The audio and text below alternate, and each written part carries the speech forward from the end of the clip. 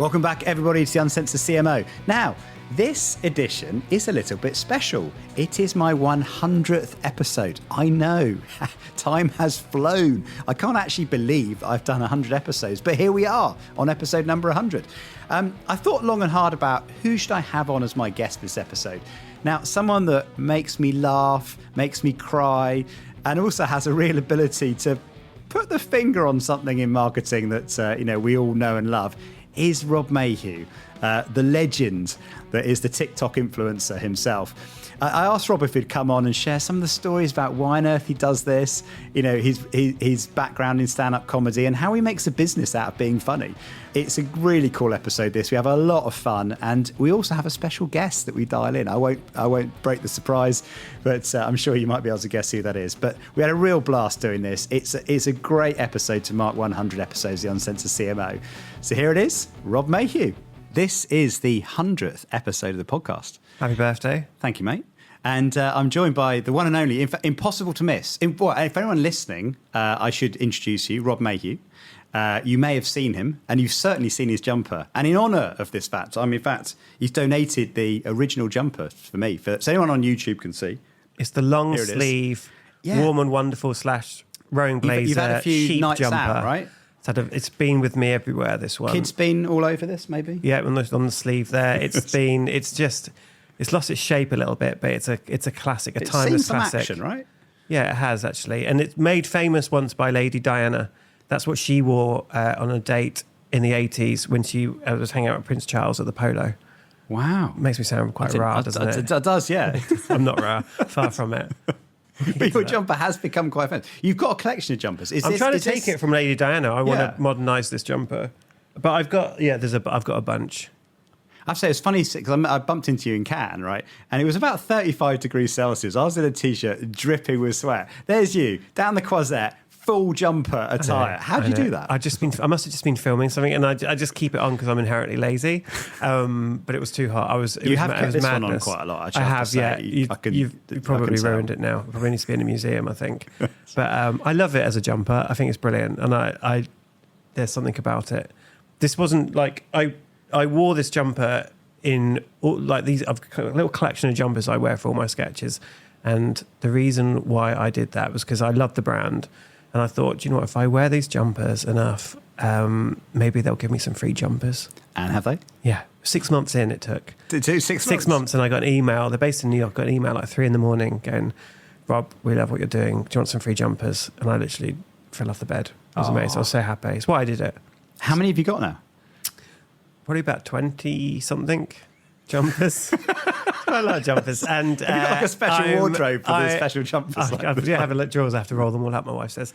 But I love them, and they're proper. It's not fast fashion. They're proper. They're quite expensive as well. I can feel it actually. They're a nice wool. It's weighty, and it's a nice weighty wool. Yeah. So I love my jumpers, and this is what I wear though. This isn't like a branding thing. This is how I dress. Anyone who's worked with me over the years knows that I dress a bit odd, eclectic. Anyway, so yeah, this is me. There you go. Well, let's. I'd love to find out how you got here today, because we're of a similar-ish age, I think. And I think so, yeah. Yeah, but 43. Yeah, 42. Are you? No, 49. But are you 49? It was my birthday yesterday, right? I know. Happy birthday. Thank you. And I think I turned 46, and I was a bit upset. 45 seems sort of on the right side, and 46 like nearer 50 than 40. And my daughter Lilia, she says to me, she goes, Daddy, from this year onwards, I'm going to start counting backwards. So my birthday yesterday, she goes, Happy 42nd, Daddy. Oh. So there you go. So according to Lilia, we're the same age. Perfect. There you go. That's nice. Nice to celebrate it. How do you end up doing what you're doing now? Because you weren't always doing this, were you? No. I mean, I've worked in marketing and advertising, PR.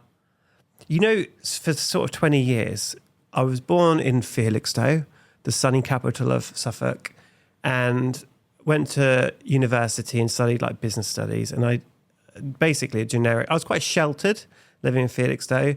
So I wanted to go to university just for that reason, to actually see some people outside of the area. And I went to Nottingham Trent University, did business studies, and because that was the most generic thing I could find, because I wasn't particularly academic. I did okay at school, but I wasn't particularly smart. During the university placement, so I did a 4-year course where 1 year you have to go and do a year's placement.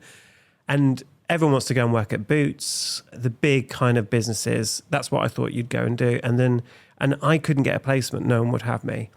And then someone at the university said, there's an agency in London called Team LGM who you should go and talk to because they're a bit more marketing.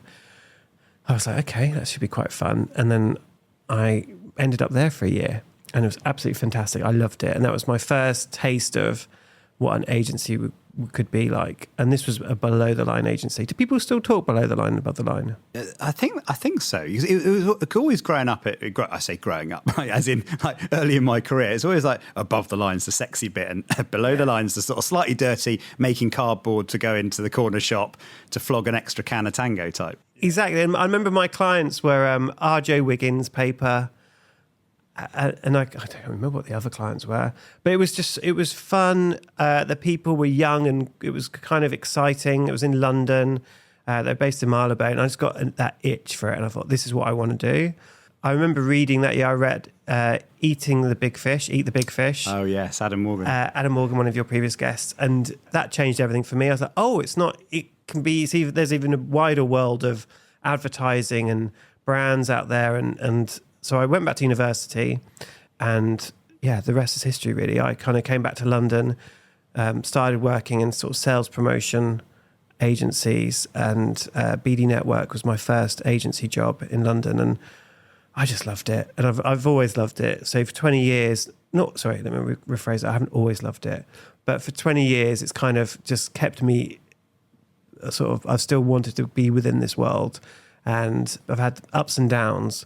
I'm definitely on an up right now, though. I just love what's been happening, and I've worked for sales promotion agencies. I've worked for PR agencies, advertising agencies, big networks, independents, and I think that in itself has given me real exposure to the things that are the same in all the different agencies and the things that are slightly different, and what I like in an agency, what I don't like in an agency, and it's kind of been a wild ride the last few years. And where does the comedy? So I think you've done stand up, haven't you? Or you do stand up. I started doing stand up. Was that a side thing, or just made me think of something actually. So my first ever stand up gig, Simon Massey, who runs Neverland, who founded Neverland agency, was working with me at Exposure at the time, and he had a festival called Leaning Stock, still does actually. And so I thought, I'm going to do stand up. I didn't prepare anything. I got really drunk, and he gave me a 20-minute slot, which is sort of something you might give Jerry Seinfeld. Like, you don't give that to a first person, so you can blame him. And I bombed. I mean, it was horrific. I think there was video footage of it somewhere, but I've never seen it. It was horrific. And I didn't do it again for sort of 10 years. That was in like 2005. And then, didn't do it again for 10, 15 years. And then I've done it for about 4 or 5 years before lockdown and just loved it. I love doing stand-up. It was just something that I enjoyed, the kind of freedom of it. Like, you can just come up with an idea and go up on stage and say it that night. I never really got beyond 10 minutes. Sort of, you have to really work the circuit. You have to be up every night doing it. And I'm not, I'd say I'm a bit inherently lazy. In essence, it's difficult. It really takes motivation. You want to go out every night to be doing stand-up. And it's a lot of work to do that and have a full-time job. I mean, how much do you have to prepare for stand-up? Because obviously it's made to look like I just turned everything. up and you prepare, took the piss out of the audience. At the start, you prepare everything. As you get a bit more experienced and you kind of find your voice, you can be a bit more flexible. And then, it gets to a point when you do it enough, you kind of can have fun with it. You know what you've got to say, you know where the laughs are going to be, and you can try. The key is to kind of find your own voice and to find what you can talk about comfortably, or that gets just, that's exciting to talk about and to write. And I enjoyed the writing process of it all. And then lockdown happened, so there was no more stage time. And by this point in my career, I was sort of head of social. So I'd moved over from kind of account handling. I'd become quite sort of senior in digital and social. So I've always been really curious in my job. And that's one thing I think why I'm still in the job itself, is because I might not be the smartest account handler, but I was always probably one of the most curious. So thinking what's going to be the next big thing, that got me into digital, got me into social. And then when TikTok came along, by that point, I'd kind of fallen out of love with social media. You post something and onto Instagram, and 25% of your audience might see it, or is it 5% of your audience might see it? I can't remember the stat now, but very low. And then unless you paid to get your post boosted, and the whole process of writing a content calendar, briefing the studio, and all of that, it was such a long, winding process that it was just kind of boring. And then you're kind of creating all these different boring high production content for these brands that's never seen. And then TikTok came along and it's like everything changed. Number one, the content could be lo-fi.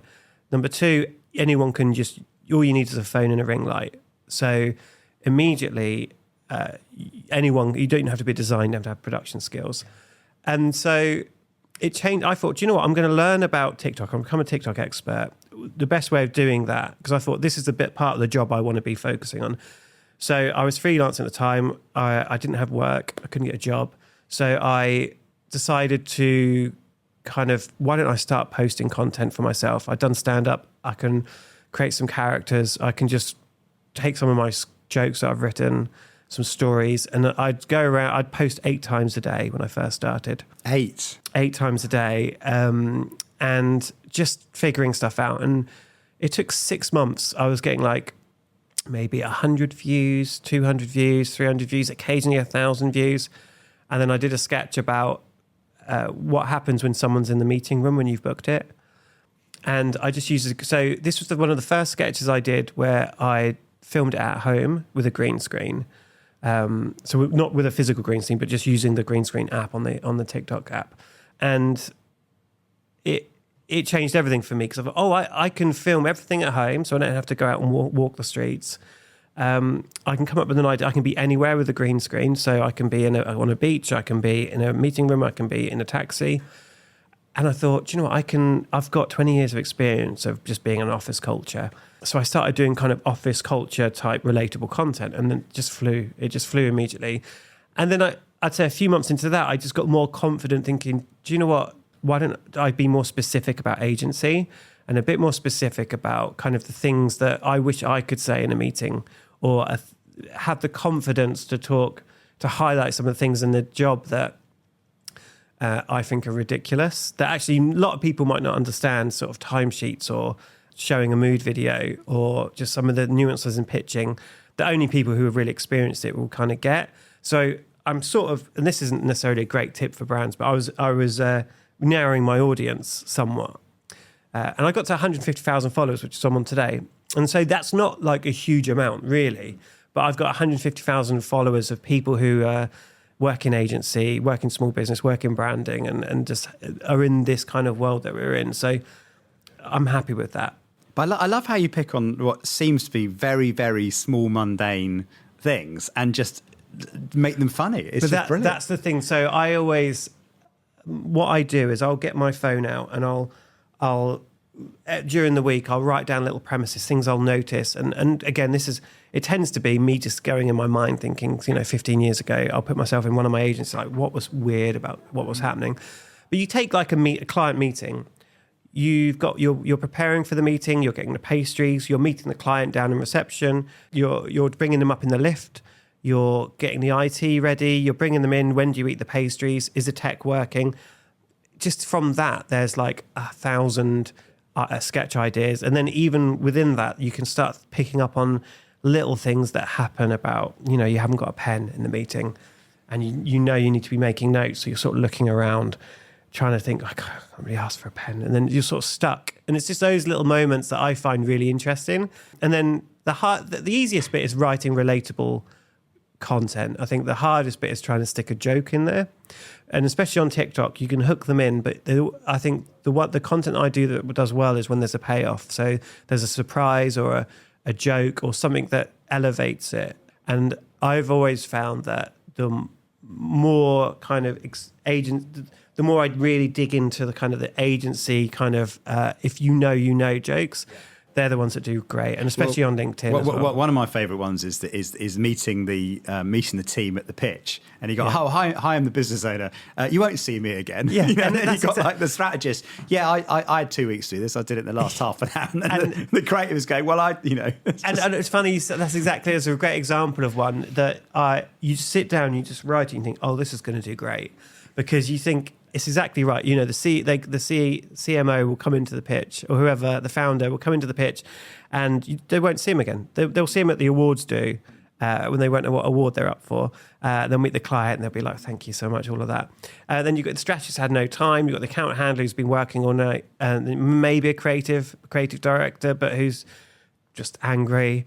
And so it's kind of things like that write themselves, and I love it. And it's focusing on those moments. The moments I get into that world, I'll think of that idea, and then off that there'll be like another 20 ideas. It's like stripping back the veneer and looking at the kind of honesty. And another favourite of mine is the receptionist. Kind of like if the receptionist told, And that's great. Yeah. So on what the receptionist sees basically, and no, the receptionist. We all know this is like the pinnacle of every agency. So they're so important. They're so vital. They keep the things going basically, and they also. I've had really good friends who are receptionists when I've worked at agencies, and they, I'd go and hang out there and I'd just see some of the rubbish they'd get briefed to do and like go and run errands. And they also get all the gossip, and they get to see who's coming in with who and what time they're coming in. So they're always a gold mine. I always think that's always quite rich. And so I thought that's a great kind of point of view as well. Of to seeing what would the receptionist see? Like, what are the things, if you're an honest receptionist, what would you just wouldn't want to book meeting rooms for people? Just book your own meeting room, please. And like, what are the things they'd say? So that's interesting, putting myself into other positions. I think just being on different types of agencies, independent, big network agencies, like they're all different experiences, so I can tap into all of that. So what's been your most successful, most viewed TikTok of all time? What topic was it? The most successful ones are probably the honest. So the honest handover, the honest leaving speech. I think because I'm saying things people wish they could say, or highlight it, sort of exaggerating the things that sometimes happen. And so I think people are drawn to that to see where I'm taking it so that does really well. They do really well on TikTok and LinkedIn as well. So I'd say I was probably about a year and a half into making my TikToks before I realized I should be posting them on LinkedIn. I thought I wanted to build up like a bank of content, get good at it. I wanted to get really good at it before I kind of started showing my peers, even though they'd started to discover it themselves, but not to the level it is now. And so I started posting on LinkedIn. I didn't know followers was a thing on LinkedIn, that you could get followed. I thought it was just connections. So I went from like 200 followers to like 50,000 followers in like a month. And I was posting 3 or 4 times a day because I had a 2-year back catalogue, or I had thousands of sketches pretty much ready to go. So I was posting my best of, so I could just spam LinkedIn with my sketch, and after like a couple of weeks it just kind of blew up, and the engagement levels on LinkedIn have just continue to be crazy. Because that's really interesting, because the advice tends to be on LinkedIn, don't post every day, because otherwise the algorithm doesn't reward I've not you. seen that at all. Yeah, the opposite, isn't it? It's the opposite, and people use LinkedIn for different reasons: job hunting and networking, and just keeping up on what's going on in the industry. And I think actually it's quite refreshing to see a video, maybe something a bit funny, but actually does speak to them as a marketeer. So that's why it does so well. But people, the comments I'll get hundreds of thousands of views every day on LinkedIn, and hundreds of comments on each post, and I can see where all of them work. And also, like, if I want to get a deal with Heinz salad cream, what I'll do is I'll follow all the brand marketing team at Heinz. I'll follow the agency people who work on the Heinz account. And then I'll slowly might throw in a couple of Heinz references in my sketches, post them, don't tag them or anything, and then let them discover the fact that I'm a fan of Heinz salad cream, and hopefully they'll reach it. I know I did that with Pret. I was going to Pret anyway, because everyone does at work.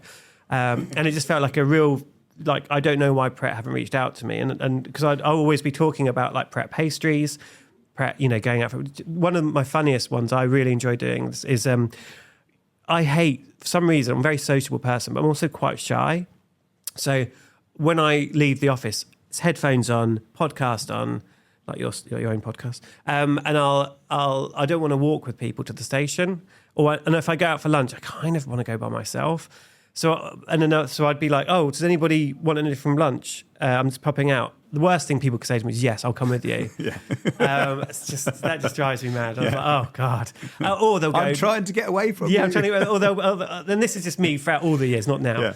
Yeah. Or they'll be like, oh, can you get me a sandwich? But I don't want this. And you're like, please. And you have to start writing it down. Then you have to take it.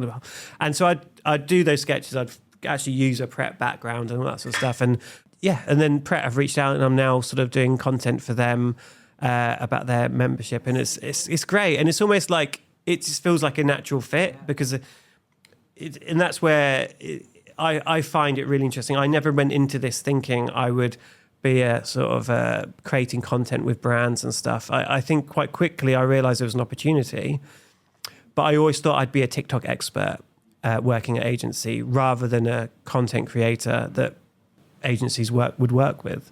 So it's only recently that I really have had the confidence to sort of, that is my reality. Yeah. And I'd love to dig into that a little bit because I think that's something that a lot of people won't, understand about how that industry works. Before doing that though, so if you could dream up the ultimate sponsor for you, who would it be? Like, who's the next Pret that you're going to just drop those little crumbs? It's a really good question. So I do genuinely have a very immature palate. So everything I eat is beige. It's better now I'm married because my wife keeps track of what I eat. She's like, come on, let's have some salad this evening. But I always have salad cream. Salad cream? Salad cream with my Heinz food. salad cream, if you're Heinz listening. salad cream. And they've reached out a couple of times, but... Come on, Heinz. Come on. I mean, I am literally a walking ambassador for Heinz salad cream. My wife made me a tray. You need to have a bit spilled on the jumper. Like. There probably is. If you look on your jumper, there's probably salad cream. That's what that is. That's what that is, isn't it? Yeah, what was it? Something okay, yeah. But my wife made me a tray that says there's got a Heinz salad cream. So if I sit and I eat in front of the TV, which obviously we try not to do, but it's a Heinz salad cream tray. And I got Valentine's Day this year. She got me a bespoke. Had my name on it, bottle of Heinz salad cream. Wow, that's the fandom. Ultimate expression of love. Yeah, exactly. That's fandom. Yeah, that's what Zoe Skaman's talking about. Me, that's exactly it. I've got I love my Heinz salad cream. But in all seriousness, I love working with brands who are a little bit left field as well. So I love, for instance, Sitecore so Sitecore is like Adobe basically, and who want to illustrate how their products can work in business. So I love something like that where I have to really go away and think about how this can be. There's some that have real natural fits, and then some that I have to go out and really write something that can work. And there are some brands who I just love, the brands that who want to do some interesting stuff. And my audience, I can be in a workplace, but also I can be working from home. It can, I can create any world basically. And so I really love a challenge. And so I'm trying to think of some. I'll think of some more brands as we're talking. Let's drop them into conversation. Exactly. And then as the CMOs listen, we're like, yeah, there you go. Exactly. Yeah, you get a sponsor for the show at the same time. Yeah, exactly. Exactly. Win-win. There you go. One of my favourites, actually, in terms of your kind of collaboration content-wise, was pitch, because everybody's got a pitch story, haven't they? Yeah. Like, whether you're client or agency, you've always got that horror story about a pitch where you turned up, or the one that just literally made me shiver was I went to do a pitch to Sainsbury's. Yep. And I had the Tesco logo. I had actually pitched to Tesco the week before. Great. And honestly, she was a scary buyer. I mean, buyers are scary anyway, but she is like badass. You know what I mean? You can't go with the Tesco She just logo. literally said, "What? It's over then. You can't. Are you doing?" Yeah. And is them and I'm honest, she's Lee, right, by the way, wasn't she? Yeah, I know. And you're just mortified, and you're just like, how on earth? And like the next 6 emails to her were to, dear Sarah, sort of like, eventually, I think I got a listing like 9 months later, and we never forgot about it. Yeah. It's funny, actually, I think we did something outside of work at one point, and then turns out she's got a wicked sense of humour, and she was just playing with me. But you know what I mean? I like, geez, like for weeks I was just horrified. Yeah, and but those things happen. That feeling, you know, just seeing your post, like, that feeling came back. I was like, shit. I hold the mirror up to the industry, and you know, it's all a love letter. I love the industry, but there are some serious topics within there. But and pitching's one of them, and so partnering with Pitch was so pitch.com kind of create these templates to, you can basically, for someone like me who can't format slides, it's perfect, which is why, again, this perfect collaboration. And it's about, they wanted to highlight some of the issues with pitching, and rather than just go, can you do a TikTok for us, they were like, let's do a campaign. So I did a kind of a call to arms, asking people for their pitching stories, and then I got like over 400 entries in my DMs and in the comments. So I went through all of them and then created one big sketch of the best of pitch horror stories. And yeah, I posted that this week. And again, it's got like 250,000 views on LinkedIn alone and over 300 comments. And that's amazing. And it's because people can relate to it, and they've all got their own stories. They're sharing their list. And if you read the comments of that post alone, it's terrifying. But it's because there's a serious topic there as well, which is about, you know, pitching hasn't changed over the years. Not really. It has at times, but it's still the stresses, the late nights, the free pizza you get if you're working late, the weekend work and all of that. That still goes on. And, you know, pitching, and you're not getting paid for pitching. Clients have, you know, and it's not easy for them. They've seen 4 agencies already, and they've got another agency. It's 4:00, and, you know, just... It's so those parts of the job, I like to kind of feel like I can be a voice for those, because I've got an audience and I don't have the answers. I don't know what the solution is there, but I can start the conversation. Totally. And I think that's something. I think it's a genius move of Pitch as well, because it's much better for someone else to tell your story, isn't it? Right. So Pitch could go sponsored post, exactly. You know, this is what we know about pitching or whatever. And you'd be the sort of thing you just scroll past, right? Yeah. But you pop up with some hilarious kind of take on pitching that everyone kind of like laughs at. And then in the comments, then people don't mind being sold to if there's some value being created at the same time. And that is exactly the secret to thing with this, isn't it? When I do my sketches with brands, you know, it used to be that you'd need to get the brand in there the first 3 seconds. Otherwise, you know, that's no one, you know, it doesn't count as a brand thing. But now it's almost like, how can I bring a brand into the sketch that isn't going to alienate my followers? It has to feel natural, and it has to feel like they're not being sold to. It has to be added value. Of course, there's a bit of selling going on there. Yeah. But majority of the time, the comments are always really great, and they engage with it. And I love that challenge, because that's where I enjoy about being a one-man advertising agency, because I get to sit there and write these things. And remember, I'm an account handler, or I have been by trade, an account handler who, you know, you wouldn't give the copy to me. You wouldn't. But actually, I've always wanted to be a creative, and that's what's changed in the last few years, is that I can, you know, realise that actually, why can't I be creative? I was thinking writing this book actually called The Subtle Art of Never Having to Sell, because I think like there's so much, particularly in B2B, right? There's so much like hard sell, isn't it? Like, you know, here are the 5 reasons why you should kind of subscribe to our, you know, whatever. And like, you know, like doing this podcast, for example, I'm try and find ways of adding value to other people, and then they discover whatever it is you're selling, rather than having to sort of push the message, let the audience come to you. And I think what brands, when they work with me, they're getting my 4,000 sketches I've done previously. They're getting all that experience, like all the mistakes I've made, all the ways I've worked out how I can bring a brand into a sketch. And so when they pay me to work with me, they're buying all that experience that I've all that time I've worked for free for a few years, my poor wife having to suffer through me with my, you know, filming, telling her to not bang the pots while she's doing the washing up. And that sounds terrible. We share the washing up. As an example, she's banging the pots. That would annoy me. And don't get cancelled. No, can you imagine that? But yeah, she might be doing fixing the car. And just making. But what I mean is that she's long suffering, but she's always been like, do you know what? You love this. She could tell immediately I started on TikTok that I loved it, and I found it's it's taken me 20 years to find something, but that's all I want to do. Like, there's not a minute that I'm thinking I'd much rather be, making a sketch right now or filming. And the good thing is, like, my being in the job is it just all feeds into this, kind of conveyor belt of ideas that I have. And so that's why I was posting 8 times a day, because I wanted to learn about it, because I had so many ideas. I was bursting with things to do. And that's what keeps me going. And I absolutely love it. At what point so obviously you're working in agency world for 20 odd years. At what point were you able to turn this... Pret, by the way, yeah. We need to think of some more sponsors. I'm going to. British Airways. Presumably you must travel around the world. I do travel, you need someone to fly you, often right? travel British Airways because I'm trying to collect the points. Yes. And business By travel, the way, just for the avoidance of business doubt. travel is incredible. It is, isn't it? Yeah, the lounges are great.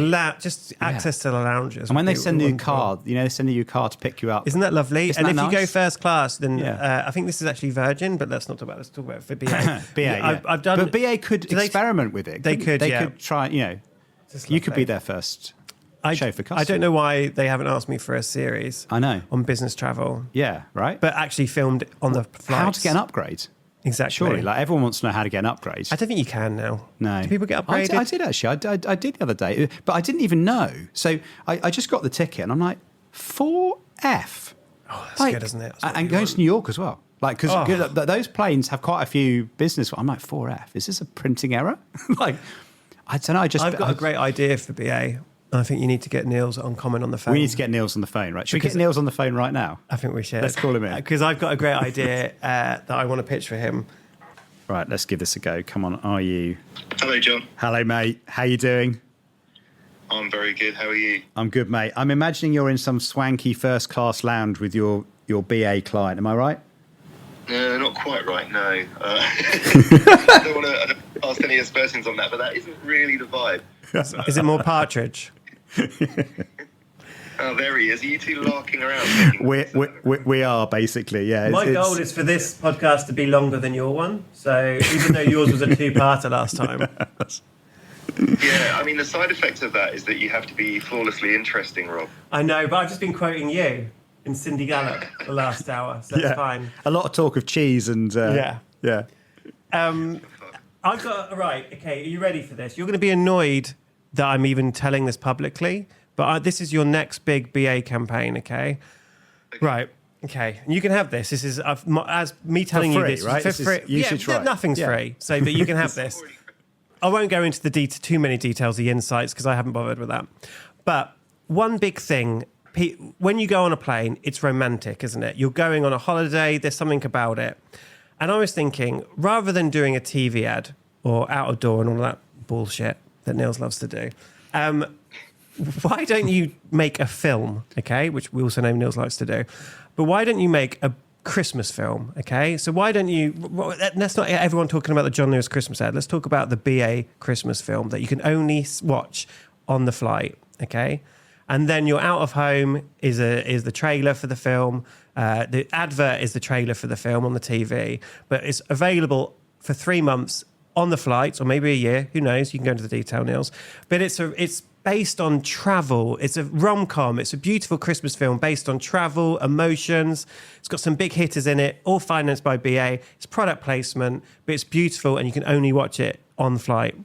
Yeah, I'm into it, man. We've got some work a bit like that we might be cooking up. It's not a rom-com Christmas ad, Rob, as we speak, but the idea that there's like limited content on the plane. That's fun. I have to say, mate, did you do the safety video? We did. Did you? Like the safety video? How long is the safety video? It's amazing. You've got like all these celebrities in there. Sorry, can Neil sound less underwhelmed, more underwhelmed? Oh, do you want a bit more reaction? Sorry, was that a brilliant idea, Nils? Yeah, I mean, honestly, that idea put the hairs up on my arms, Rob. I'm going to brief everyone now on it and great. Make sure that we're... By the way, I'm the one that has to write the film, so that's great as well. Yeah. And it won't be a short film because no one likes short films. No, how long is it going to be? Like, what, it's 3 hours. 6 hours. It maybe do different edits. New York to London. As long as the flight is. I have to be in the film as well, and it'll be me and I don't know, Hailey Bieber or someone. Yeah, brilliant. Yeah, exactly. 24 hours of content, never sleep. Because people would be excited to watch that on the flight. But anyway, Neil, so how are you, buddy? I'm very good, mate. I'm very good. There's lots going on, lots of sort of stateside stuff happening, and some big work about to drop there, which is fun. And yeah, we're having lots of fun, man. When are you going to let me come over to your office? Whenever you want to come over to our office and hang out. Okay. Can I just come and hang out? At what point would that be irritating, though? You'd tell me, wouldn't you? Discuss, really. Okay. All right. No, I can't. What's a review with you like? A what? A review? A review. Yeah, good. You thought he'd left all that stuff behind. Yeah, I didn't know you did. I asked Nils not long ago. I said, "Is it true you don't have account handlers?" I don't know why I got it in my head that it was an office full of creatives. I don't know why. He's never said that. I just thought that that's sort of something that Nils would probably do. Expect, right? Yeah, exactly. And he was like, "What do you think?" All of the flies are placed. I was like, "What? How does anything get done?" And then he was like, "No, we do. It's still a structural agency. We still have to finance. We still have. You have to bill clients. Yeah, exactly. We still have to have financial goals. Otherwise, it's just going to go chaos. But congratulations on everything, and we continue to admire your work, Nils. Oh, thank you, man, and congrats to you guys too. You're both smashing it, basically, aren't you? Like sort of pod voice influencer celebrities. Thank you. Yeah, you're right there. But we'll come over. I'll come over one Thursday. Are you in the office on? How often are you in the office? It's a big question. Yeah, I'm in quite a lot. I mean, lately there's been quite a bit of travel, but I'm in quite a lot too. Just text next time, and we'll just like make sure you get in and we have a few beers or whatever. It'll be fine. There he is. Let's do it. There we go. We set it up. Done. Brilliant. All right, Nils. Well, good things happen. Go knock 'em dead. Feel free just to work my idea into your next idea. It's good that you caveated with we've got something similar in the pipeline. So when this comes out, you've kind of done that. You know what you're doing. This is why he's the best. This is why he's the best, isn't it? All right, cool. See you later. Take care, man. See you. Bye. Bye, guys. Bye. Lovely. Look at that. I think he. Okay, let's just dissect that. Let's deconstruct that. You can never. I thought he'd be more excited about it, but I don't know what I was expecting. But then at the same time, to say that he's got something similar, and then he said something. Then he said we're doing some exclusive content on the flight. That's not really similar, but in the same essence of the idea. Yeah, I think he's quickly briefing the creatives to mock it up and put a reverse the date, put a couple of months back on the date. Exactly, I think this is going to happen. If there is funnily enough, Rob, we had this idea last year. I wouldn't, and I shouldn't have said Christmas film because he'll just do a Valentine's film now. He will. Love that man, though. Love it. Let's try and do the whole tour. So you've got your flight sorted out with BA, right? Yeah. Where are you going to stay when you land? Do you know what? I have done a partnership with Corporate Traveller. Ooh. Who book corporate travel for businesses. So they were one of my first long-term partners. Free holidays? No. Oh. Because they do corporate travel. So I did actually ask them to help me book something once.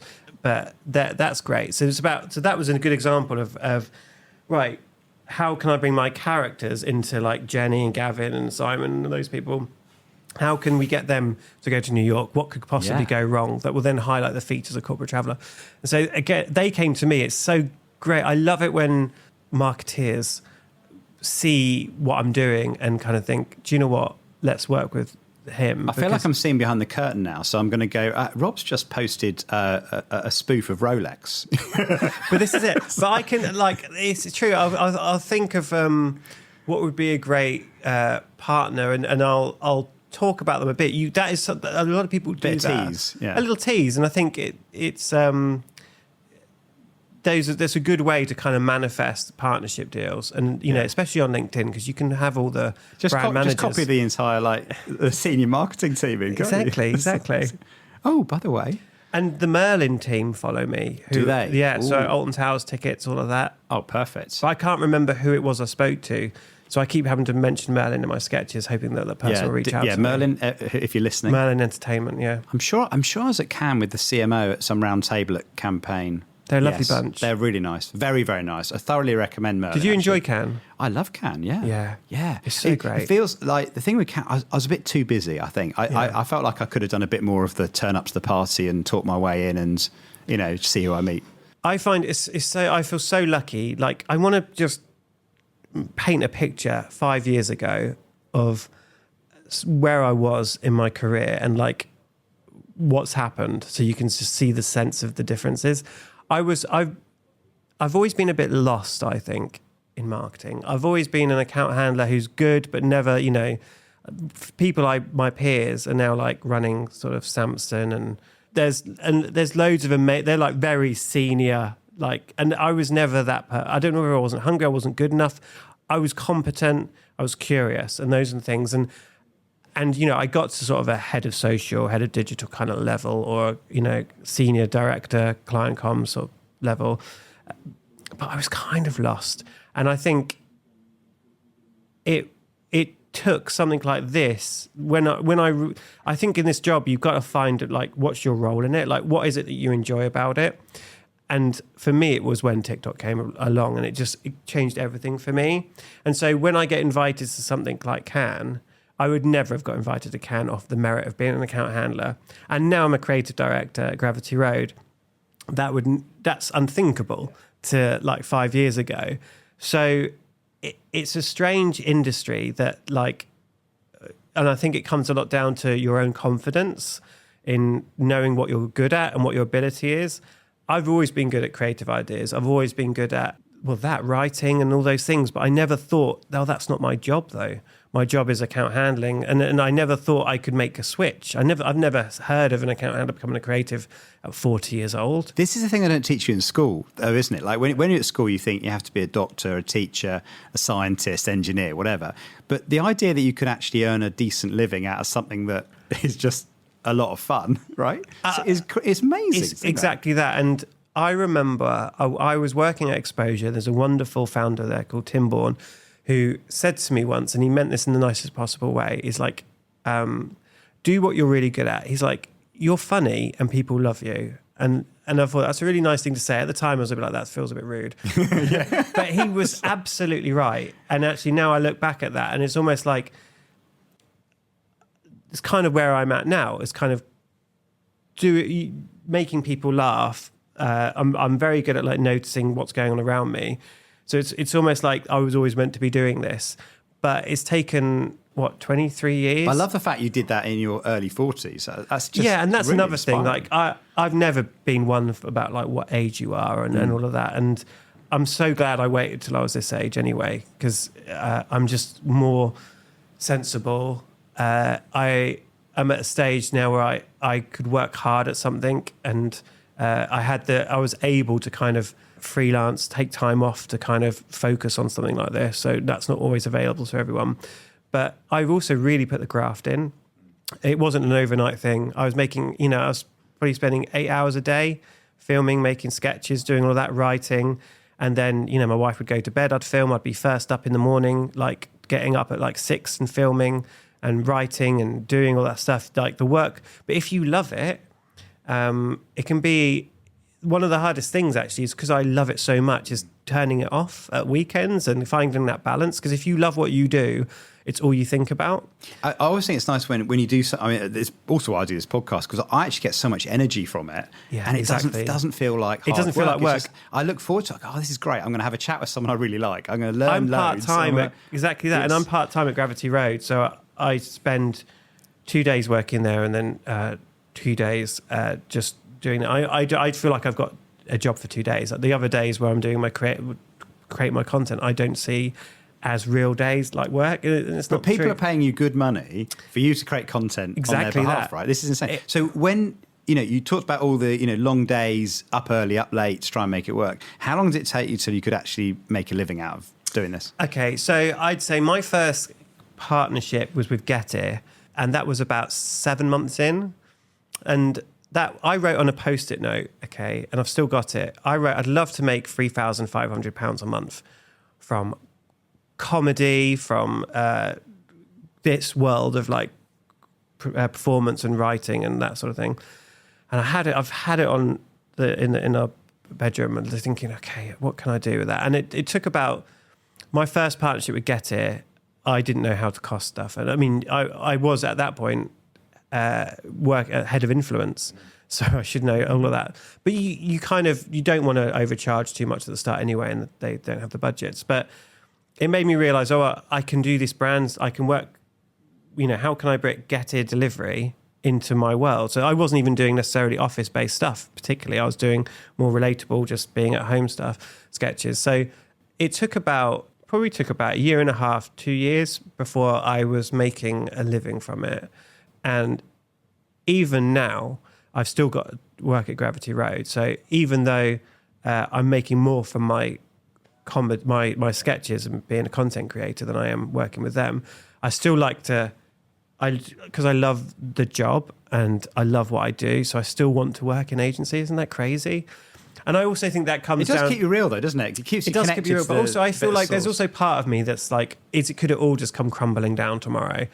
And that you can't live that way. You know, for me, this is just the beginning in terms of what I want to do. But there's still I still battle with that confidence as well about, you know, is this as good as it's going to get? Where can I take it? Just keeping working hard at it.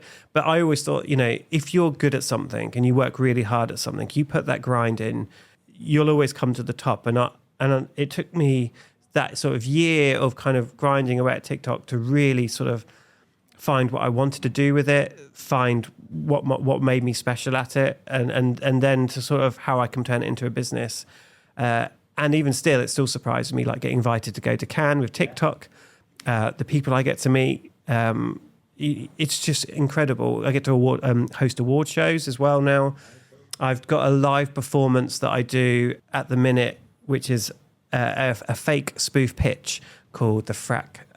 The agency is called the Frack Pack. And I basically am Dunning Kruger Creative Services Studio. And I am the CEO, and I'm pitching for this fracking company because we're desperate for the work, so we work with anyone. And they're called the Frack Pack, and I basically I perform this whole pitch as a one-man show for like 20 minutes I go through the strategy, the creative ideas, the build up towards them, client arriving. It's a bit of audience interaction. And I love, that's the kind of stand-up side of me where I really wanted to start bringing, how can I, when award shows or conferences, like come and talk, do a Q&A, I'd rather do a performance. And that's gone down a storm. People are loving that at the minute. I've done it a few times and I'm going to expand on that. So how can I bring more live performance into what I'm doing and kind of edge back into kind of that sort of stand-up? And you mentioned your new agency, Dunning Kruger, as well. Yeah, congratulations on the launch of that. That's Dunning really Kruger exciting, right? Creative Studio is my agency where I'm the founder of it. It's the name of my business. And Dunning Kruger is the Dunning Kruger effect, which I think is when you think your ability is more than it is, basically. And I thought, what a great name for an agency. So I want to build out this network of everything I do will be under Dunning Kruger. So now Dunning Kruger is the agency in all my sketches. There's a whole raft of possibilities of what I can do with that as an idea. Why can't it be its own agency in real? You know, why isn't it? And it is in a way because that's what my business name is. So I heard this little rumor going around that the reason Have a Sport on Common was they couldn't afford you. This is absolutely true. Yeah, they wanted me, and I said, look, no, you should try Uncommon. Yeah. They're doing their best. They've got a few little clients. Only fair, right? It's only fair. Share the love there's around. 3 of them, so they do need more money. They do need more. Yeah. I would have taken 60% less money than them. Yeah. But I think the industry, it's really exciting, and I can't tell you how grateful I am every day. And people talk to me about how much they enjoy the sketches I do, and I love getting that feedback because I sometimes when I create them, I don't think about people watching them. I think about my mates watching them, but it's like I'm shocked sometimes when people kind of refer, like you talk about your favourite ones. I think, oh my God, I literally thought about that one when I was on the toilet coming up with the idea. So it's kind of crazy. And that's the best way though, isn't it? It's the best that's way. Always the case. And like with what I do, because I've got the green screen, I've got my ring light and my phone and my green screen. There's no overheads. There's no barriers to entry. I don't have to leave the house. And I feel like that all helps me because it's like, it makes it so easy. I think if you want to do something like become a content creator or you do something similar to me, it's like you want to remove those barriers so that there's nothing stopping you. Because I see it happen all the time. Someone will join TikTok and it's a lot of work.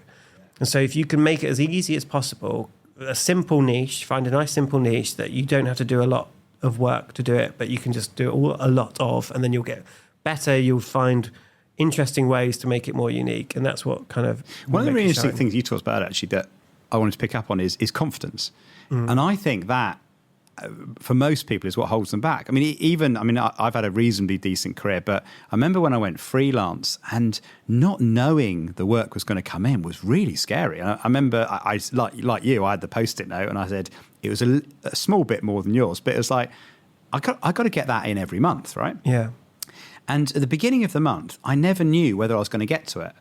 And it was really scary. Freelancing, really scary. And I think there is a confidence to that. And I remember freelancing is probably something I haven't done enough sketches about that. But the fear of just the work coming, it's great when you've got a gig in a few weeks, but you don't choose to be sat at home playing your PlayStation. No. It's kind of terrifying. Yeah. As good as that is. Yes. It's like, it can really, it's terrifying sometimes. Yeah. It really is. Now, there's a few people that keep coming up in your sketches. We've mentioned Nils, Rory, Cindy. Yeah, have you got some heroes? Who are your heroes? Cindy Gallop, if people who don't know, she opened up New York's BBH office. She's like a strategic powerhouse, basically. She's also a female business owner, female founder. So she's got her Make Love Not Porn site. And so she's a big spokeswoman, a big character in the industry. And I've always been a fan of hers. And just the way she gives female founders a voice, and she doesn't put up with any shit. She'll call people out. And there's not many of them in the industry. So she always rose to the top of like conversations all the time. And one of the great things about my position is I get to meet some amazing people. And I met Cindy quite early on. And I was just blown away by her, just as a character. She's so smart. She's a life coach as well, like a business coach. Yeah. And so for Valentine's Day this year, I bought my wife an hour life business coaching with Cindy. How cool. And because she's just incredible. Yeah. And I want everyone to know, most people know about Cindy, the industry, but the more people that know about it, the better. She is formidable, isn't she? She's formidable, but there's people like her and people like Rory, and everyone knows Rory, but those people can be really inspiring to like junior people when they hear that interesting take on insights and stuff. It always is a thing that kind of made me really excited about the industry because they're curious and that kind of really helps. And there's people like Zoe Skayman as well, who just does all this work. She makes me so much smarter every day when she posts these links about these original thoughts she's had, as well as look at what Nike are doing over here. Look at what these brands, she spends the time doing all that research so that you don't have to and you can just absorb all this knowledge. And I think like people like that should be shouted out because, they're incredible. Yeah. And they're the sort of people you'd want on your team. Or if you're going into a pitch room, going to a pitch meeting, I don't know why you wouldn't. You're right. One of the advantages today versus, when you and I were kind of cutting our teeth as young lads there's so much access to real amazing insight, talent, content out there. So, almost any subject you can kind of get experts talking to you about it, for free. And it's the confidence. It's like now because of what's happened to me and I get to go to Cannes and I can meet interesting people. It's just, you suddenly realize, anyone can meet these people. And I think LinkedIn's great for that. People love to talk about themselves. And so it's, just ask them, can you have like 10-minute coffee, or I'd love to pick your brains on this. I don't want a job. Don't say you want a job because I'll stress them out.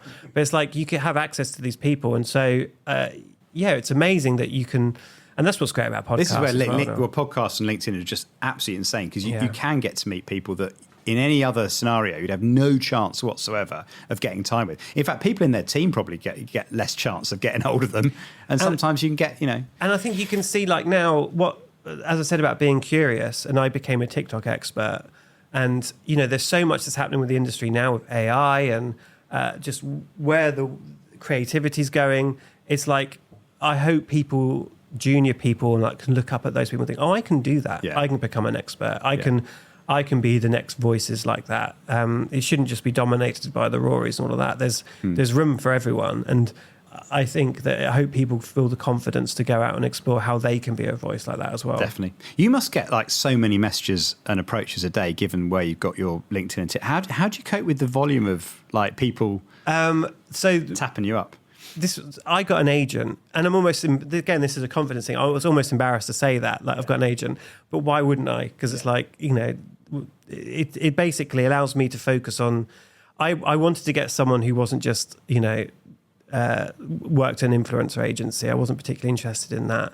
I wanted someone who's more commercial. So I got he's the ex-commercial director. His name's Raf McDonald, who's the ex-commercial director of Coca-Cola.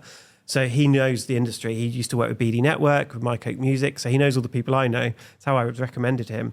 And so he takes on all the work that isn't just making the content. He gets all the brand approaches. He goes and finds the brands. I'm bringing out a book. You're bringing out a book? I'm bringing out a book. Seriously? Yeah. Breaking news, ladies and breaking gentlemen. news, actually. Does anyone know that? No one knows this. Is this a big thing? Right, this is the idea, okay? Go on, pitch it. Everyone in the agency world has a notebook, okay? You've got one right here on the desk. I was like, why isn't it made specifically for agency people?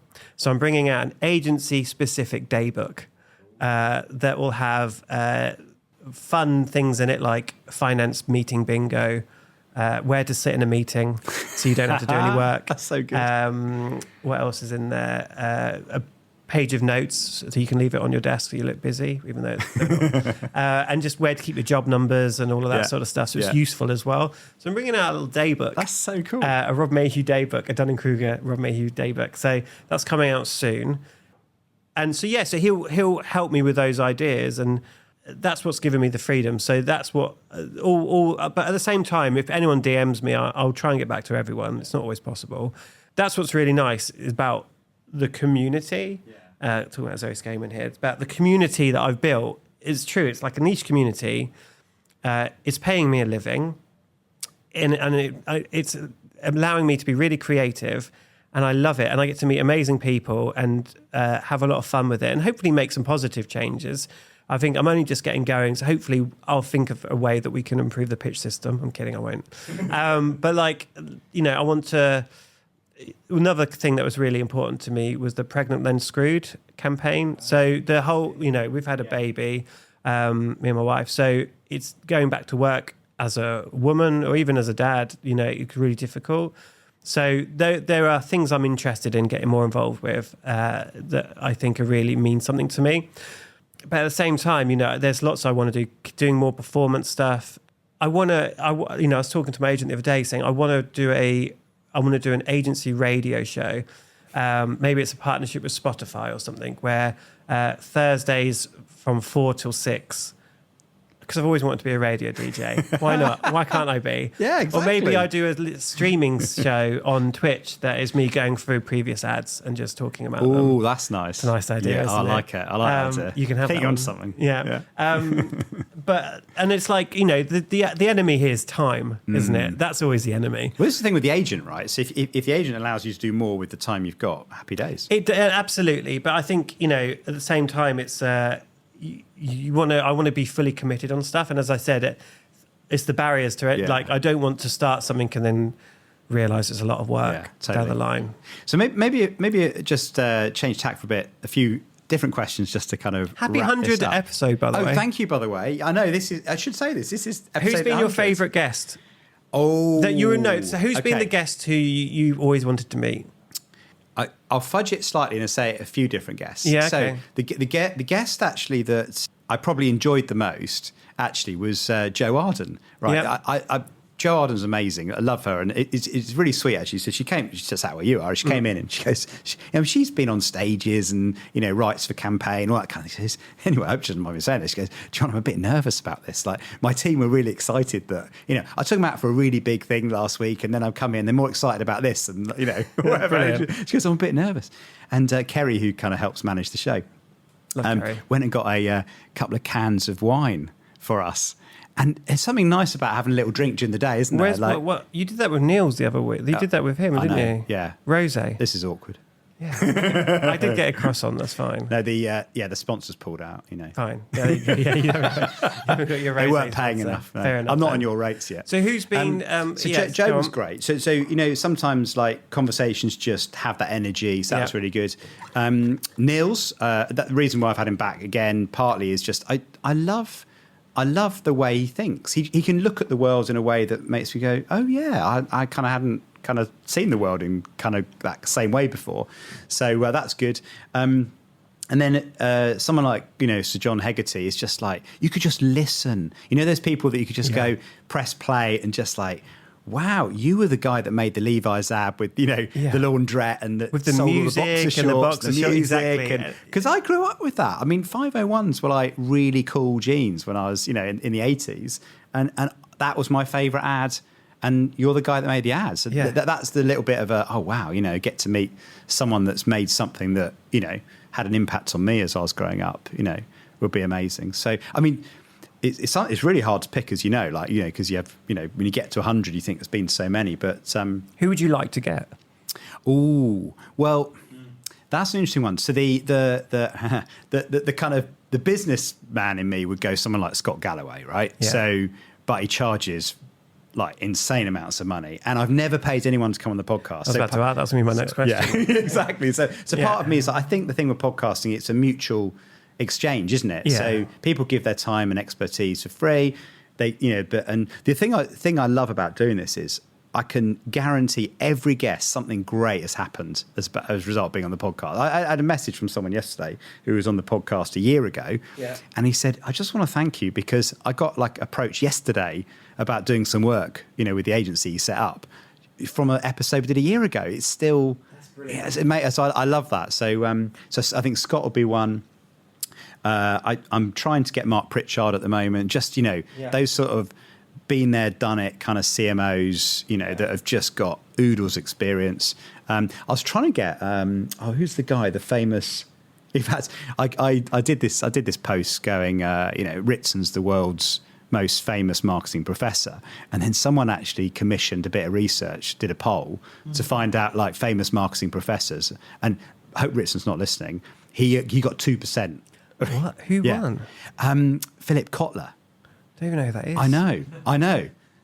Who cleaned up. He's 90. I think he's 92 or something. He's still alive. He'd be quick, get him on. I know. So I said to Kerry, can you get hold of Kotler for me, sort of thing? Because, 90-something, right, he got 60% share of... What was he doing? How long has he worked in the industry? Well, he must have, forever. I mean... in the 30s? But he's written all the books and, the famous textbooks on management and marketing and theory and this kind of thing. So if you look it up, I mean, so Ritson's probably the most famous professor working, today. But it's I love him. You got him, you got Byron, you got Scott. They all got 2% each or whatever. Yeah. And then you got Philip Kotler with 88 or something crazy. Maybe he just my maths isn't sat quite there, right, just but kept entering himself. Yeah. Maybe Kotler's got his SEO sorted. Maybe it's his grandchildren, great-grandchildren. Yeah, come on, everyone, right? Or maybe the person maybe it's his grandson that did the poll or something, just to cut 2 fingers off of my post. That told the uncensored CMO. He'd be a great one, though, wouldn't he? I thought, imagine someone who's got lifetime experience. Because the thing is, my theory on this is that people that have been fired, people that are like you, don't depend on a boss or a business, or people that are retired, they're going to tell you how it is. I've been fired loads, by the way. Have you? Oh, not fired. I've been let go, or I haven't passed my probation. Haven't passed my probation. Pre-fired. A lot of the times, you're just not right for the job. Yeah. Okay. Have you? I interview very well. So I don't know why I interview very well, and I'm not saying it's then a letdown. But hang on, surely people just look you up and go, yeah. But I know, but they've got he travels around a lot. Yeah. I'm talking about old Rob, by the way. Yeah. Pre TikTok, knowing what I'm good at. Rob. Okay, all right. Master of everything. Master of Rob Mayhew. It's you just but you go to a certain age, it just doesn't work. I went client side a couple of times. Yeah. Bombed. Didn't bomb. I didn't. Okay, what's the biggest thing you've been fired for? Just it not working. I didn't. What didn't work? I just didn't know what I was doing. Yeah. I worked at a luxury furniture and lighting company, and I'm not going to mention the name. It's on my LinkedIn profile. And I probably was just out of my depth. It was at that point in digital and social. Social was, but I was one person trying to do digital and social. And so you got to be an expert in social media. You got to be an expert in paid. You got to be an expert in just the website. And I probably do a great job of it now. Yeah. But at the time, you just don't. You kind of, and I think that's everyone in their career. You, especially if you're going into new jobs, it doesn't always work out because you don't know everything. We've all got to admit this now. We know most of us don't know anything. We just have our experience from the mistakes we've made previously and our curiosity and all of that stuff. And so I don't think I'm unusual in that sense. And I think sometimes, some people just hit the ground running and work really hard. I think I get bored quite easily. That's why I was always looking for something that I was good at, or at least was interested in, then I'd become good at it. Because if I'm interested in something, I'll make sure I'm the best in the room. And like now, if I sit down and talk about video content in general, or specifically TikTok, I'm the smartest one in the room. Even with the TikTok lot, I'm kidding. But no. But in a way, it's like it's just it took me that long amount of time to realise that I didn't need to be doing the things I'm not good at anymore. But these are things we don't talk about, isn't it? I mean, I was thinking of creating the Fired Twice Club. And just, all those people that have been fired at least twice. I think you have to be fired twice. You've got to be fired twice. I mean, first is just practice. Second time you learn. I met this very successful VC owner in Tel Aviv once. Yeah. And I was captivated by him. But he said, if he interviews anyone and they've not been fired, he won't give them the job. Because he basically said, if you've not failed or been fired, you've not tried. And I'm like, really? Yeah, that's fair enough. That is flipping ballsy. Agencies he thinks it's a British thing. He says when he flies over here, like it'll be tumbleweed. If you mention you got fired, what's your biggest weakness? Yeah, you're like, attention to detail. Oh, I'm too perfectionist. Exactly. I'm just too good. You know what I mean? Please. You must have done. You've done TikTok. No, on that? you just give me some ideas. Oh, come on, you've got to do that one, isn't it? And a lot of agencies would probably. I mean, and by the way, I'm not sort of talking myself down a little bit. I'm very adequate. I'm very good with clients as well. Clients liked working with me.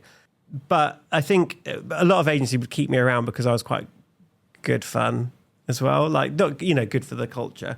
But as you get to a senior level, that doesn't quite work out anymore. It should do, though. It should do. Because I think there's entertainment and humour. Personality. Are like underrated. I mean, like, where is everyone? Where are the funny ads now? Yeah. Like, they've just gone. I love funny ads as well. And I think, we all like funny ads. You remember people that make you laugh, you remember. I'm definitely a different person now than I was even 5 years ago, let alone like 10, 15 years ago when it comes to just my work ethic and everything now. I think a lot of people, and me, I was guilty of this, you enjoy the hang more than the job. And like working in certain agencies, you go there and you're like, oh my God, they've got a ping pong table, got a Friday bar, you've got... And they could still be great agencies, but you probably really enjoy the social side of it. And I think there's something to be said about that, especially in your 20s. But I think as you get older, then you start reading the list of benefits. Like, okay, maternity leave. Pension. Oh, there is no maternity leave. What's that all about? But yeah, in the pension, like I think your priorities shift. But I think this is the thing that a lot of people underestimate is surround yourself with people that you want to work with. Like, I mean, we were talking about bosses and what a massive impact your boss has. I mean, I've had some incredible bosses, but if you don't have a good boss, it can be like genuinely like it can, ruin your world. I've had jobs where I didn't want to go into work, you're almost in tears, like you just didn't want to go in because it's just toxic. And the other end of that, you can't wait to go in because your boss, and in my experience, normally female bosses are just fantastic and just. They understand that you might have your life outside of work, so they're slightly more, they understand the balance that you might need. But also they understand that you need motivating rather than just being told off or you can't run an agency with fear. It needs to be, you need to feel like you're a team. You need to be excited, like to work on a pitch. Like I don't mind working late on a pitch if I feel like my time will be valued and we're all doing it for the greater good. But if your boss isn't great, then it's horrible. It's the worst. It's the worst thing in the world. I think if the minute you get your career and your job life in a good place, the rest of your life it feels so much better. You're a better person to be around. You're better for your husband, wife, whatever. Like totally. It's such a big impact, and I hope things changed. I feel like there's a generation now where. That especially an agency where there was a slightly when it was run by kind of toxic men, can we say that? Yes. Quoting Cindy here. Men with toxic traits. Men with toxic behaviour, not men being It's a really interesting thing Cindy said this, is like we don't need less men, we just need less bad men at the top. Like we just need to get rid of the terrible toxic ones and give women a chance to it. And actually I think culture within agencies, there are very small, especially small independent agencies and agencies like Gravity Road, they know that creativity and that comes from a nice workplace and and hiring nice people and that. And it's less about kind of being last to leave the office. And some of that still goes on sometimes. But, I think hopefully there's a different way of working, and younger people now kind of we're like, oh, why do I have to work till 9 o'clock tonight? Totally. So you mentioned Adam Morgan actually in Eat the Big Fish, right? And he and I were chatting on episode 2 about how would we make this podcast unique, add something to it that's different to other podcasts. And anyway, he came up with this idea that bombed, but I'm going to try it out again. Okay. Right, I'm going to relaunch it as an idea. And he said to me, why don't you ask the guests to tell you something they have never told anyone before? Yeah. And the problem is most guests were like, so you don't have this like pregnant pause for about 10 minutes, or they go, so can't say that one. Can't say that. No, not that one. Well, there was this one, but no. Oh, okay, no, maybe they're listening. So it kind of went on like this. But tell me something you never told anyone. So when I first started on TikTok, I was trying to figure out what to do and what characters to be and all of that sort of stuff. And you're experimenting. And I started a page, which is still live. I haven't told anyone this. Called it's a character called Clairvoyante. So my name was Clairvoyante. It's a clairvoyant, and I had this thing. I don't know why I had it. It was like a light bulb that had a string, and you pull it, and the light bulb would light up. And then I'd offered to give readings. Like I say, I'm a psychic, and it was a comedy character called Clairvoyante. I'd wear a big sort of fur coat with a hat. Completely. I mean, anyone who looks at it would be like, he's doing a character. And I'd give readings, and I'd post. It got, I can't remember how big it got, but it was doing the numbers more than my other stuff was. But people started believing it, and they'd be like, I'd have what were clearly like teenagers going, so I've got a crush on this boy. What should I do? Or I don't know what to do. What should I do with? So people make big life decisions based on. And then I was like, very quickly, I was like, oh, this is meant to be a joke. Yeah. And now you can't, and you suddenly realise when people want to believe in this stuff, so I stopped it, but that's still up there. Is it? Yeah. Really? Can you still contact Clairvoyante? You can't, because I only remembered about it not long ago. You forgot to pull the IP. That's why I've never told anyone, address. Because it's maybe a bit awkward now. Hang on, I'm just opening TikTok for anyone that's listening in to see if it's there. Clairvoyante. I just want to show you what this looks like. Clairvoyante. Great name, by the way. Yeah. Clairvoyant. Have you registered it? Because this was going to be a whole character. Maybe you can bring her into your sketch. If you still think, I'll find it and I'll show you after. But so I haven't told anyone that. But actually, that was that's what I could be doing now. You could have me here as a clairvoyant. Yeah. How much money am I going to make out of this? I mean, what brand partnerships have I got? Yeah, exactly. Which brand It was hilarious, though. I thought it was really funny. Because it's just the whole, spiritual clairvoyant thing is just a complete sham. It's totally right for spoofing, isn't it? It's totally right for spoofing, but I'm too sensitive to the damage it could do. And I didn't want to get I don't want to get some poor 15 or 16-year-old telling them to go and ask this person out, and then they'll get their dreams shattered. Can you imagine? There'll be a counter site of what Claire told me and what happened next. Exactly. Don't trust Claire. I'm surprised no one. Oh, and another thing is I pretended to be as a character, and all of these are on my TikTok if you go back far enough. Tom from MySpace. So I'd act like I was a millionaire and, ask me anything. Because even though I don't look like Tom from MySpace, but people wouldn't go to the effort of Googling. They wouldn't bother checking, People are mean to you if you're a millionaire on TikTok. Oh, really? I thought it was more about aspiration. I do sketches within my other sketches. So if anyone clicked on the page, you'd see my name's Rob Mayhew. And it still said Rob Mayhew. So me saying I'm Tom from MySpace, and I'm English, so there's a lot of questions coming up.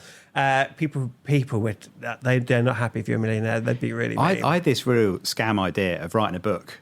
This is something I've never told anyone. I had the scam idea of writing a book, and it's going to be called. You found it, haven't you? How to become a millionaire in overnight, right? Great. And inside it just said write a book on how to become a millionaire overnight. When you first joined TikTok, that's it. You whilst the algorithm's learning what you're into.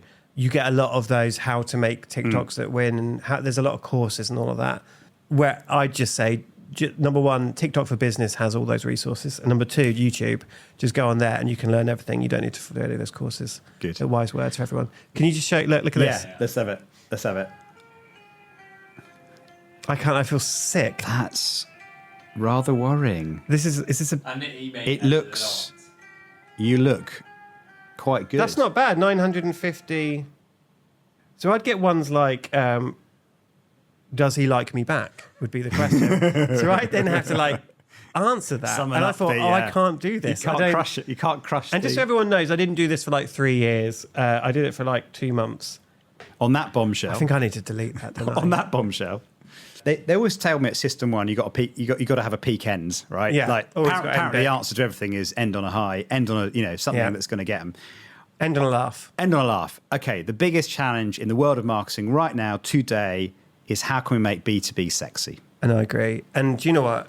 I just with some of the stuff that I'm doing now, like with Pitch or Sitecore or those kind of brands that are being more creative, even just by working with me. Like, I think they're seeing that there's a real value in working with content creators, using LinkedIn as a platform and TikTok as a platform because these people are humans. When we talk business to business, you forget. I don't want to. Everyone forgets this though. This is the crazy. I don't want to say human to human, but it is, isn't it? It is that, and it's like these are. Whenever I do my sketches, I'm just doing them to my workmates. Like that's who my audience is, and it's the same with. When you're like corporate traveller, for instance, they're talking to PAs, they're talking to receptionists, they're talking to the finance team, whoever's booking the travel, to whoever's signing off on booking the travel. So it's I think you can make it sexy by I'm trying to make it sexy by just making it funny, making it something that people want to share. So people have exposure to those brands. And I think, have seen a switch in the last year of more brands obviously coming to work with me and just hopefully just by seeing who might not be on TikTok or on LinkedIn, they're seeing, you can create fun content that doesn't have to be dry and product. It can be a little bit more about the category. It can be a little bit more about an insight or something that's relatable. And then, the text copy can be about the... It's also a massive opportunity. Like, there's so much boring B2B out there that, like, doing something interesting like you do, just suddenly you stand out. And I massively. It's really funny. I'm coming from sales promotion, all these parts of marketing that people think are boring. Actually, I've never found boring. Like, even now to this day, I would bite your arm off to write T's and C's. I love terms and conditions. I can't tell you. Even now, I get goosebumps thinking about T's and C's. That's got to be the ultimate brief, isn't it? Mate, how do you make T's and C's I could, honestly. And so, like shopper marketing, all that sort of stuff. So I love B2B. I love that part of marketing. I feel like it's such a vital part of the industry. And actually, the fun, sexy part of advertising, all of that, and the sketch comedy, I feel like I can really add something to that area. And so if you are a B2B brand or trying to sell to high net worth marketing individuals or small businesses, come and talk to me and John. Exactly. And the other thing is people forget that like it's a pretty decent audience. People say, oh yeah, but John, you're just B2B, marketing, whatever. And I go, oh, you mean all those really well paid, influential. But think about how many agencies and spend lots of money. Yeah, exactly. Have lots of people that work for them. And those people. Who need to be like... They're also pretty interesting, well educated, do other stuff as well. They want to be surprised, delighted and have a creative ad but like they're going to notice things like that are a little bit more innovative. So it actually makes it a little bit harder in a way because you have to think a bit different with the audience. So I love it. Brilliant. Top tips there for B2B. Rob, have that for free. Thank you. It's been amazing. Thank you for me being your 100th guest. Yeah, thank you for being the 100th guest. It's my pleasure. Been a blast. And lending the jumper. I feel like, this one day... I'm glad you know it's a lend and not a give. Can't afford to give that away. In my mind, I'd be walking around this museum in kind of 2040 or whatever, and it'll be the jumper behind this big glass with some security around it, you know what I mean? And it doesn't smell quite as bad as I thought, actually, No, it's lovely. Fair. It's wool. It's a really nice wool. I've never washed it as well because I would shrink it. Yeah. And if people want to buy one of these jumpers... go on rowingblazer.com. Fantastic. Thanks for letting me plug that, actually, because that's literally the reason why I got into any of this was to get these free jumpers. That's for free, mate. Exactly. Thank you. Thank you for listening to the Uncensored CMO. It's a real pleasure having you join me. If you'd like to never miss an episode again, please do hit the subscribe button wherever you get your podcast, or if you're watching on YouTube, please hit subscribe there. If you want to contact me, I'm over at Twitter @UncensoredCMO or on LinkedIn @John Evans.